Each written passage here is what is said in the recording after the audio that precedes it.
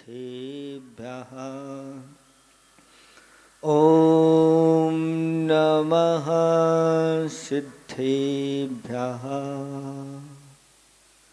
आदिं तीर्थंकर प्रभो आदिनाथ मुनिनाथ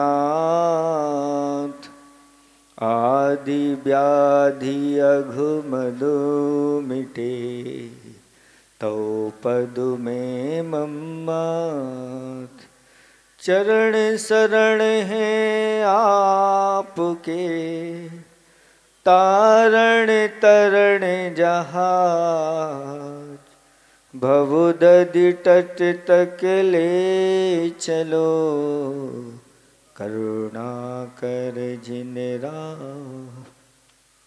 देवादिदेव 1008 कैवल्य कमलापति श्री आदिनाथ भगवान की जय। देवादिदेव 1008 वर्तमान शासन नायक महावीर भगवान की जय।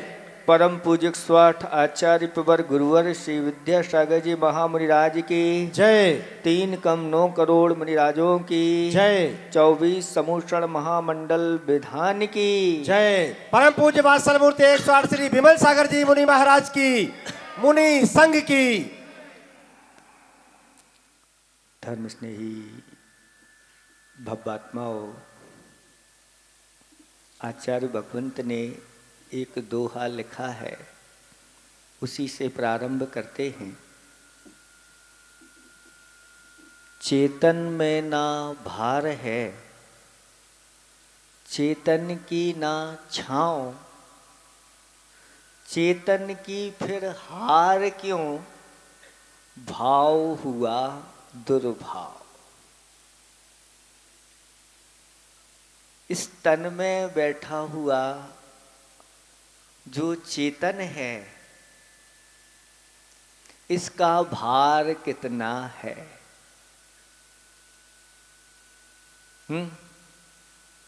कभी तोला? कोई तौल नहीं सकता। इस तन में चेतन रहता है, तो जब तौलते हैं तो इस तन का भार आ जाता है। चेतन में कोई भार है ही नहीं। लेकिन चेतन जब कर्मों के साथ हो जाता है और 9 कर्म मिल जाते हैं तो यह भारी हो जाता है। और अगर पाप कर्म बढ़ते चले जाए तो और भारी हो जाता है। इतना भारी हो जाता है कि नीचे 7वें नरक तक चला जाता है। और अगर भारी हो जाए तो 7वें नरक से नीचे और उतर जाता है, निगोद में पहुंच जाता है। और अगर यह तन में बैठा हुआ चेतन अगर अच्छे शुभ भाव कर ले तो ऐसा ऊपर उठता चला जाता है कि अंत में जाकर के सर्वार्थ सिद्धि में जाकर के विराजमान हो जाता है। और अगर इन कर्मों का क्षय कर दे तो सिद्ध शिला के ऊपर सिद्ध लोक में जाके वह सिद्धों की श्रेणी में उसका नाम आ जाता है। चेतन में ना भार है, चेतन की ना छाँव, चेतन की कोई छाया नहीं होती। छाया किसकी पड़ती है? तो कहते हैं पुद्गल की ही ये शरीर आदि की छाया पड़ती है। फिर चेतन अनादिकाल से इस प्रकार से हारता क्यों आया? तो कहते हैं भाव हुआ दुर्भाव। जब हमारे भाव खोटे हो जाते हैं, विषयों में लग जाते हैं, पापों में लग जाते हैं, आर्त रोध ध्यान में लग जाते हैं, तो इसके कारण से चेतन निरंतर हारता आया है।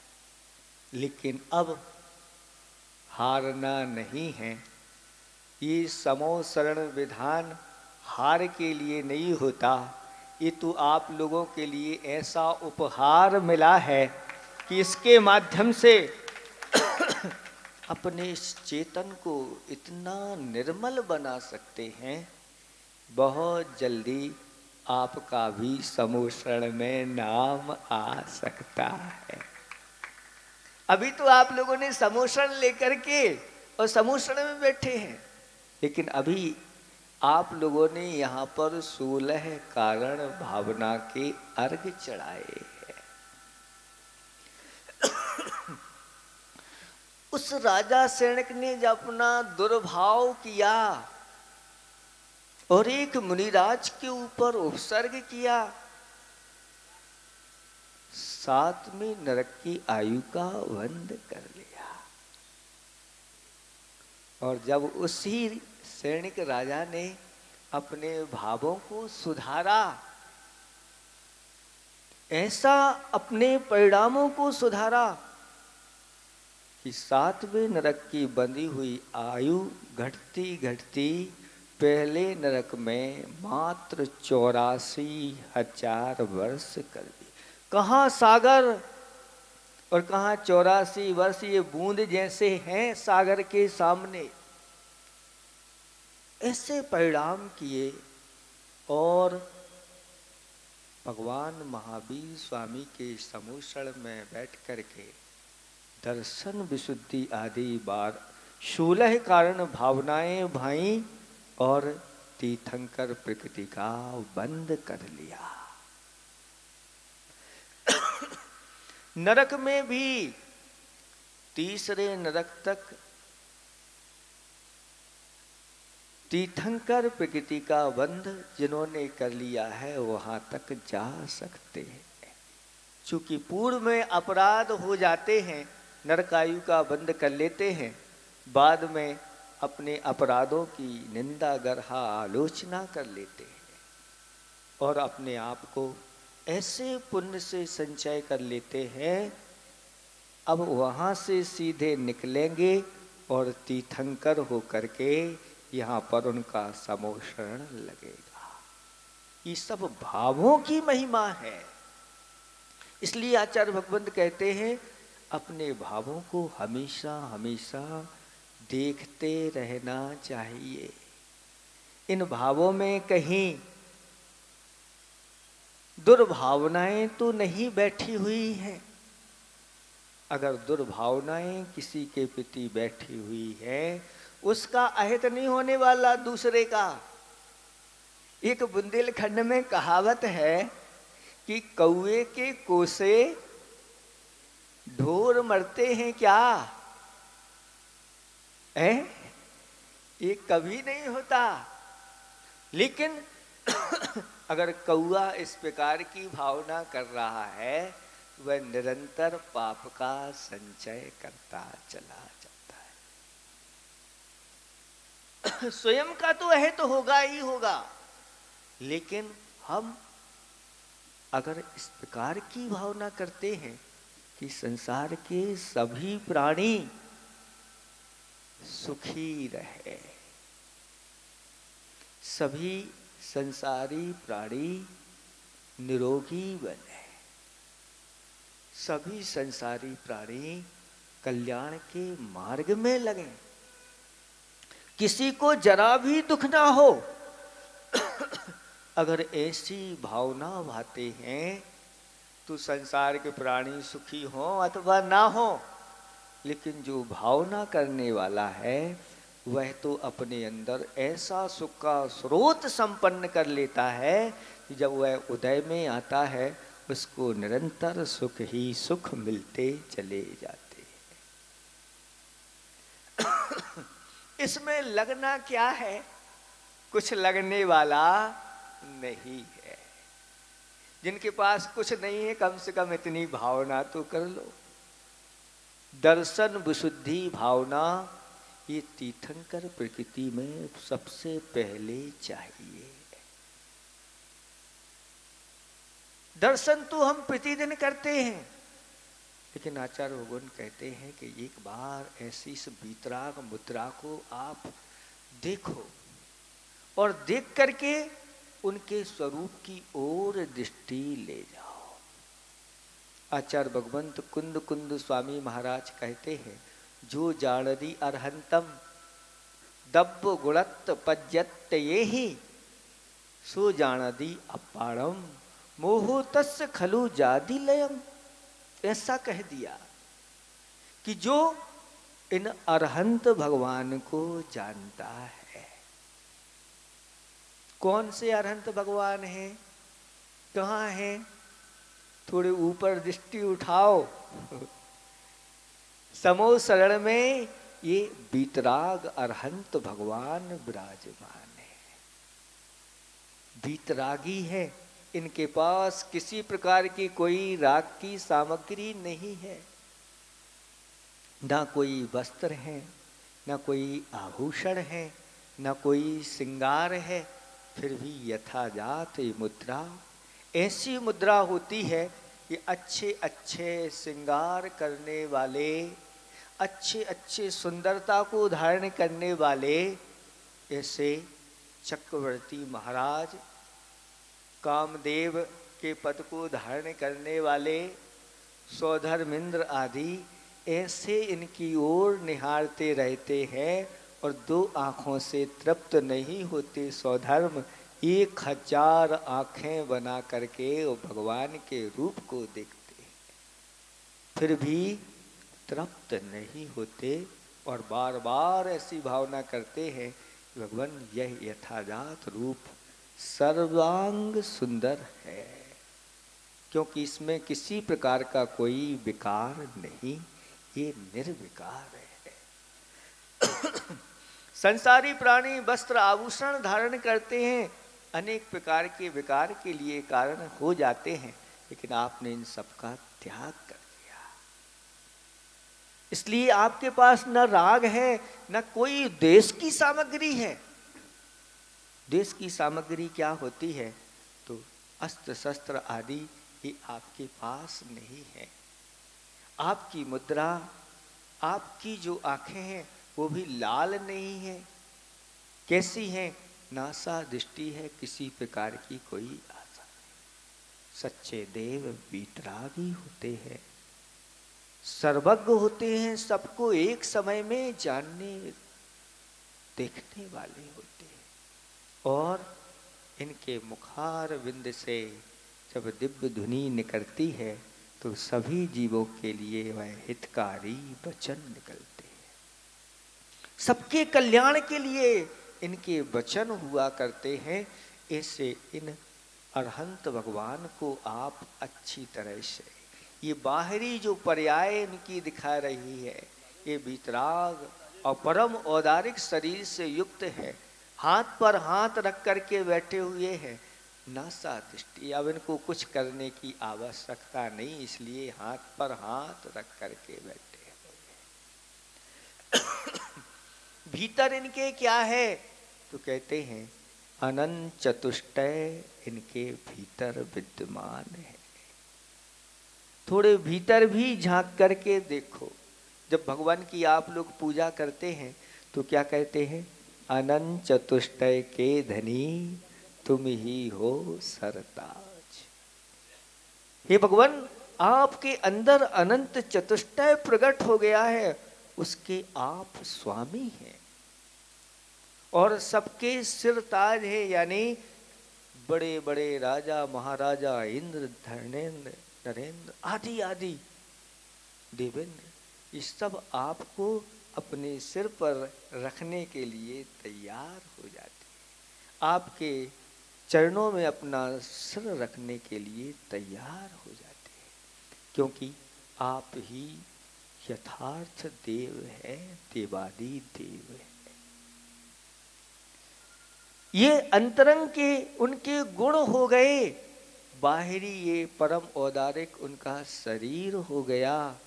अब क्या है? भीतर बैठा हुआ जो आत्मा है, कौन सा आत्मा है?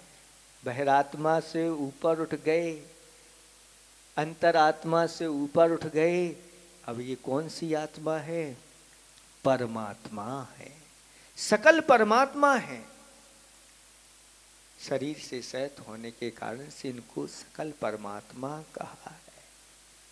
और जब इसका भी शरीर का भी वह त्याग कर देते हैं, यानी शरीर को छोड़ देते हैं, सर्व कर्मों से रहित हो जाते हैं, तो जाकर के सिद्धालय में एक समय नहीं लगता और जाकर के विराजमान हो जाते हैं। ऐसे देव के प्रति जब अंतरंग से भक्ति उमड़ आती है, उनके प्रति श्रद्धा उमड़ आती है, तब विशुद्धि अपने आप बढ़ने लग जाती है। और देखते ही रहते हैं भगवान, आज मेरा संसार समुद्र मात्र आपको देखने से चुल्लू भर रह गया। ऐसी अंतरंग से जब भावना होती है, सम्यक दृष्टि ऐसी भावना करता है। और हाथ जोड़े हुए भगवान के समुषण में बैठ कर के भावना भा रहा है, हे भगवान, आज मेरे अंदर ऐसा भक्ति का सागर लहला रहा है कि आज मुझे अपने अंदर का स्वरूप भी नजर आ रहा है। कहा है, चरणों पर विश्वास नहीं वह परिंदा, चरिंदा क्या, पंखों पर विश्वास नहीं वह परिंदा क्या, जिसको सच्चे देव शास्त्र और गुरु और अपनी आत्मा के ऊपर विश्वास नहीं वह जिंदा क्या। सिर्फ श्वास लेने का नाम ही जिंदगी नहीं है बंधुओं। श्वास तो सब लेते हैं, लेकिन जिनके श्वास श्वास पर देव शास्त्र गुरु की श्रद्धा बैठी रहती है, उनका जीवन अलौकिक जीवन होता है, लौकिक नहीं होता। देव लोग भी उनकी चर्चा करते हैं। स्वर्ग में चर्चा चलती है कि यहाँ पर विधान चल रहा है, इस विधान में कितने लोग सम्यक दृष्टि है, कितने लोग नहीं। चर्चा वहाँ पर क्योंकि अवधि ज्ञान होता है, सब जानते हैं, इस प्रकार से करते रहते हैं। उनका ऐसा ही समय निकलता है। धर्म ध्यान के साथ ये धर्म की चर्चा होती रहती है। तो उसमें जब चर्चा चलती है तो कहते हैं गिनती के ही निकलते हैं, इतने सारे हैं। हाँ, इतने सारे तो हैं, लेकिन सबकी भावनाएं अलग अलग प्रकार की होती हैं। इसलिए अपनी इन भावनाओं को इन 16 कारण भावना में डालना। 25 दोषों से रहित, 8 अंगों से सहित सच्चे देव और सच्चे शास्त्र और सच्चे गुरु, इन तीनों के ऊपर जब श्रद्धान हो जाता है तो अंतरंग में ऐसी सम्यक दर्शन पर्याय प्रकट हो जाती है और हमारा अनंत संसार चुल्लू भर रह जाता है। एक बार भी ऐसी हो गई, समय निकाल करके भगवान के पास इस प्रकार की भावना करना चाहिए। एक भावना का अर्थ एक बार नहीं की जाती, ये भावना मोहर मोहर चिंतनम, उसको आचार्य भगवंतों ने भावना बताया है। जैसे आप दही में से मक्खन निकालना है तो उसको एक बार बिलो देते हैं तो मक्खन निकल आता है, निकलता है एक बार में, 2 बार में, 3 बार में। अब तो महाराज मथानी का वो नहीं, अब तो मिक्सी का। जो हाथ से उसको बार बार बिलोते हैं उनसे पूछो कितनी बार उसको बिलोना पड़ता है, तब उस दही में से मक्खन निकलता है। ऐसे ही बार बार ये भावनाएं भाती हैं, तब जाकर के ऐसी तीर्थंकर प्रकृति का बंध होता है। और ये बंध ऐसा होता है कि संसार के सभी बंधों को बंधनों को छुड़ाने वाला है। स्वयं तो छूटते हैं, लेकिन उनके सानिध्य में जो भी आ जाते हैं वो भी छूटते चले जाते हैं। इसलिए 16 कारण भावना है। आप इन भावनाओं को एक बार अच्छी तरह से इनके अर्थों को अपनी दृष्टि में लाओ। दर्शन विशुद्धि के बाद दूसरे नंबर की विनय संपन्नता। ये विनय अपने आप में मोक्ष का द्वार है। जिसके जीवन में विनय नहीं आती उसके जीवन में कभी मोक्ष का द्वार नहीं खुलता। इस द्वार से ही प्रवेश करना होता है। इसलिए देव शास्त्र को गुरु की जितनी आप विनय कर सको करो। आप जितनी विनय करोगे उतने ही आप गुणों से भरते चले जाओगे। कुएं से पानी भरा है आप लोगों ने, कितने लोगों ने भरा? बहुत सारे। आज भी इस कली काल में ये परंपरा जीवित है। और जब तक इस कली काल में ऐसे उत्तुंग जिनालय और जिन बिंब विराजमान रहेंगे, जब तक इस पृथ्वी पर ऐसे दिगंबर मुनि अपनी चर्या करते रहेंगे, आप लोग कुएं से पानी निकालते रहोगे। लेकिन कुएं के अंदर जब वह बाल्टी जाती है, आचार्य भगवंत ने मूक माटी में बहुत अच्छा उसका चित्रण किया। वह कुम्हार उस बाल्टी को बिल्कुल धीरे धीरे ले जा रहा है। नीचे एकदम नहीं पटकता, क्योंकि उसमें जीव रहते हैं, जल में जीव होते हैं। और जाकर के बाल्टी अगर पटक दी तो सारे के सारे जीव आपके सिर पर अगर थोड़ा सा एकाध पत्थर गिर जाए तो क्या दशा होती है?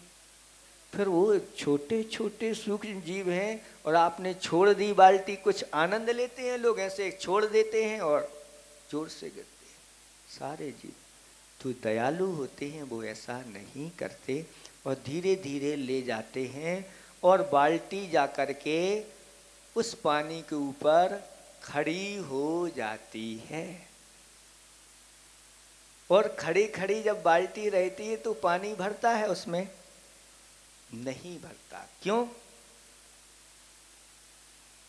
पानी कहता है, हे मानी बाल्टी, एक बार जब तक मुझे धोख नहीं दोगी, एक बार मुझे नमोस्तु नहीं करोगी, तब तक मैं तेरे अंदर आने वाला नहीं। और जैसे ही उस बाल्टी को झुका दिया जाता है और जल उसके अंदर भर जाता है। कितनी जल्दी भरता है आप सब समझते हैं। ऐसे ही देव शास्त्र गुरु के प्रति जो झुक जाता है उसके अंदर ऐसा पुण्य भर जाता है कि जब वह पुण्य उदय में आता है उसके चरणों में लोग झुकने के लिए तैयार हो जाते हैं। शास्त्रों में ऐसे वर्णन है, भगवान के पास एक बार झुका दिया, एक बार जय जयकार बोल दी देव शास्त्र गुरु की, अगले भाव में राजा महाराजा बन करके उनकी जय जयकार होती है। ऐसी महिमा इन भावों की परिणति में है। इन भावों को आप लोग अच्छी तरह से समझें। आदि पुराण में एक घटना आती है कि 4 जीव बैठे हुए हैं जंगल में। 2 युगल मुनिराजों के लिए राजा वज्रजंघ और श्रीमती आहार दान दे रहे हैं। और वह चारों के चारों जीव उन मुनिराज को देख करके उनके प्रभाव से उन चारों को जाति स्मरण हो गया। और जाति स्मरण होते ही उन्हें अपना पूर्व भाव दिखने लग गया। चारों के चारों मनुष्य पर्याय में थे, लेकिन एक क्रोध के वशीभूत होकर के वह बाघ बन गया। दूसरा, मान के वशीभूत होकर के सूकर बन गया। अगले भाव में राजपुत्र था और अपने माता पिता की वह विनय नहीं करता था, अपने माता पिता का अपमान करके वह भाग रहा था। रास्ते में ठोकर लगी और टकरा गया और मृत्यु को प्राप्त हो गया, मर करके सूकर बन गया। देखो, अभिनय का फल ये होता है, जब सामान्य माता पिता के अभिनय करने से ऐसी गति हो सकती है, फिर जो देव शास्त्र गुरु का अभिनय करे तो उसकी क्या दशा होगी आप लगा सकते हैं। सबको जाति स्मरण हो रहा है कि मैं पूर्व में क्या था क्या नहीं हमने। तीसरा, जो मनुष्य पर्याय में हलवाई था, लोभ के कारण से मर करके वह क्या बना, न्योला बना। और चौथा, मायाचारी के कारण से अपने ही परिवार में मायाचारी कर दी, अपने ही कुटुंब के लोग दुकान पर सौदा लेने के लिए आए, उसमें भी मायाचारी कर दी। उस मायाचारी के परिणाम स्वरूप वह बंदर बना। इसलिए बंधुओं, जब वहां मायाचारी का ये फल है, फिर धर्म के कार्यों में मायाचारी कभी भी ठगने की बात नहीं आना चाहिए। आप लोग अगर दुकानदार हो और कोई अगर धर्म के लिए, अगर ऐसे अच्छे कार्यों के लिए अगर कोई सामग्री लेने के लिए आया है, तो उसके लिए किसी प्रकार से वहाँ ठगने की बात नहीं। ऐसी भावना बनाओ कि 2-4 श्रीफल अपनी तरफ से चले जाएं और भगवान को चढ़ जाए, तो वास्तव में आपका वह व्यापार करना सार्थक हो जाए। लेकिन चारों ने इस प्रकार की गलती की, लेकिन त्रियंच पर्याय में वो गलती अब उनको समझ में आ गई और सबने अपनी निंदा करना प्रारंभ कर दी। और जो मुनिराज के लिए आहार दान दिया जा रहा था, उसकी अच्छे से चारों ने अनुमोदना कर दी। इसलिए बार बार आपके जो विधानाचारी हैं यहाँ पर बैठे हुए हैं, कोई भी बोली बोलती है आपसे कहती है भैया ताली बजाओ। ताली बजाने में आपका क्या जा रहा है? ताली बजाने से शरीर के रोग दूर हो जाते हैं, तात्कालिक फल तो ये मिल ही जाता है। लेकिन अगर हम उस दान की अनुमोदना कर रहे हैं, आपका कुछ लगने वाला नहीं, छठा हिस्सा आपके खाते में जाने वाला है। ये महाराज अच्छा बता दिया, कल से हम दान नहीं करेंगे हम तो अच्छी ताली बजा बजा करके अनुमोदना करेंगे। तो भैया ऐसे अगर सब लोग कर लेंगे फिर ताली बजाएगा कौन? जब कोई दान ही नहीं करेगा, सब ताली ही बजाएंगे। नहीं, ऐसा नहीं करना। ये अभी आज इन्होंने दान किया है, हम ताली बजा रहे हैं, इनकी अनुमोदना कर रहे हैं। कल हम दान करेंगे, ये ताली बजा करके अनुमोदना करेंगे, अपने पुण्य को बढ़ाते चले जाएंगे, घटाना नहीं है। ऐसा आचार्य भगवंत ने पुण्य की परिभाषा बताते हुए कहा कि जो आत्मा को पवित्र करे वह पुण्य है। इतनी अच्छी परिभाषा पूज्यपाद स्वामी महाराज ने सर्वार्थ सिद्धि ग्रंथ में। इसलिए आत्मा को पवित्र करने वाले ये पुण्य के कार्य करते चले जाना चाहिए। हाँ, भगवान से ऐसी प्रार्थना जरूर करनी, भैया भगवान मुझे ऐसा पुण्य नहीं चाहिए जिस पुण्य में मैं आसक्त हो जाऊं और भगवान आपको भूल जाऊं और दुर्गति का पात्र हो जाऊं। ऐसा पुण्य नहीं चाहिए, लेकिन मुझे ऐसा पुण्य तो चाहिए भगवान कि भव भव में जब तक मुझे निर्वाण की प्राप्ति नहीं हो, आपकी भक्ति ऐसे ही समूषण बना बना करके अच्छी अच्छी द्रव्य ले ले करके भगवान आपकी भक्ति करता रहो। और जिन्होंने ऐसी जितेंद्र भगवान की भक्ति की है, शास्त्र भरे पड़े हुए हैं। थोड़ी थोड़ी द्रव्य से भी जिन्होंने भगवान की भक्ति की है वो भगवान बन करके सीधे सिद्धालय में विराजमान हो गए हैं। फिर आप लोग ऐसी बड़ी बड़ी पूजा रचा रहे हो, अच्छी अच्छी द्रव्य सामग्री लेकर के इस प्रकार की कर रहे हो, बस अपने भावों को अच्छे निर्मल बनाना और ये धर्म की प्रभावना ऐसे ही करते चले जाना, क्योंकि ये बहुत दुर्लभ क्षण है। ये दुर्लभ क्षण बहुत कम आते हैं अपने जीवन में।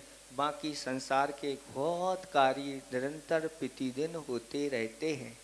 गुरुओं का सानिध्य मिल जाता है, उनकी प्रेरणा होती है, एक आध दो लोग भाव बनाते हैं, धीरे धीरे 2 से 4 होते हैं, 4 से 40 होते हैं और 40 से फिर 400 हो जाते हैं और वह एक बहुत बड़ा बृहद रूप धारण कर लेता है। इसलिए आप लोग अच्छी तरह से एक दूसरे के प्रति अच्छे भावों के साथ ये कार्य आप लोगों को करना है। आपके भाव ऐसे उज्जवल भाव बने सो आप उठते चले जाएं और हमेशा जीतते चले जाएं। ऐसा ये आपके लिए आचार्य श्री का दोहा रखा कि चेतन में ना भार है, चेतन की ना छाँव, चेतन की फिर हार क्यों, भाव हुआ दुर्भाव। अनादिकाल से इस संसार के हम पंच परावर्तन इसलिए करते आए हैं, अपने भावों को अपने दुर्भाव में परिणत किए हैं। अब अपन को ऐसे दुर्भाव नहीं करना, ऐसी अच्छी अच्छी ये 16 कारण भावनाएं निरंतर अपन को भाना है, जिसके माध्यम से अपने भाव ऐसे बढ़ते चले जाएं कि यह आत्मा एक दिन परमात्मा बन जाए। समय आपका हो गया है, हमारे लिए जितना समय दोगे उतना ही आपको मिलेगा। 10 बज गए हैं और 5 मिनट और ज़्यादा हो गए हैं। कल से आप लोग समय बचाएंगे तो आप लोगों को और अच्छे महाराज लोगों का उपदेश मिलेगा। बोली में ज़्यादा समय नहीं लगाना, जितने जल्दी आप बोली करोगे और तो और बिना बोले ही भैया हमारी तरफ से कल की आरती, हमारी तरफ से शांति धारा कर लोगे तो ये समय बचेगा। ये समय आपको बहुत अनमोल समय है और इसका अगर आप सही सही उपयोग कर लोगे तो यह एक एक समय आपके लिए करोड़ों के बराबर है। और आप हजार में 10-10 15 मिनट में लगा देते हैं। 3 लोग के नाथ के लिए तो समर्पित होकर के आप करेंगे तो बहुत आनंद आएगा। इन्हीं भावना के साथ अहिंसा परमो धर्म की। इसी क्रम में हमारे बीच में बाल ब्रह्मचारी सैलू